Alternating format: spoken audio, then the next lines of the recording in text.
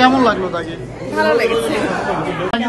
It was great, amazing. আমরা চোখের পানি ধরে রাখতে পারিনি। শিহাব শাহিন, নিশো ভাই, টু গুড। শাহিনের কাজ সবসময় ভালো, এক্সেলেন্ট ওয়ার্ক।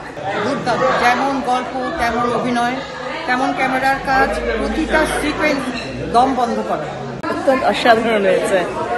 প্রত্যেকটা পিকচার যে দেখলাম, ব্যাকগ্রাউন্ড সবকিছু রিয়েলিস্টিক।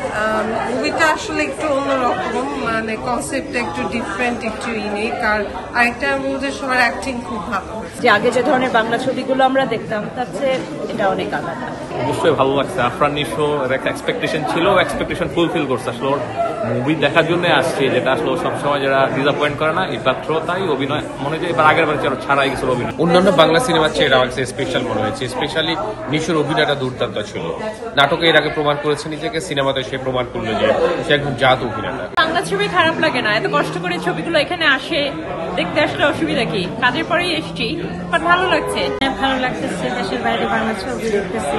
ভালো লাগছে, আমরা আমেরিকাতে আসছি, আমরা এখানে বাংলা মুভি দেখতে পাচ্ছি, এটাই আমাদের জন্য অনেক বেশি ভালো, গল্প ভালো, অভিনয় ভালো। দেখার আনন্দ অনেক বেশি, কারণ নতুন করে বাংলা সিনেমার একটা জোয়ার হচ্ছে বাংলাদেশে, এবং সবাই খুব সুন্দর অভিনয় করে, পরিচালনা, গল্প খুব ভালো। আমরা খুব এক্সাইটেড। অত্যন্ত ভালো লেগেছে, কাহিনী হৃদয় ছুঁয়ে যাওয়ার কাহিনী। এটা খুবই অসাধারণ ছিল, স্পেশালি এন্ডিংটা খুব হৃদয় ছুঁয়ে দেওয়ার মতো এন্ডিং।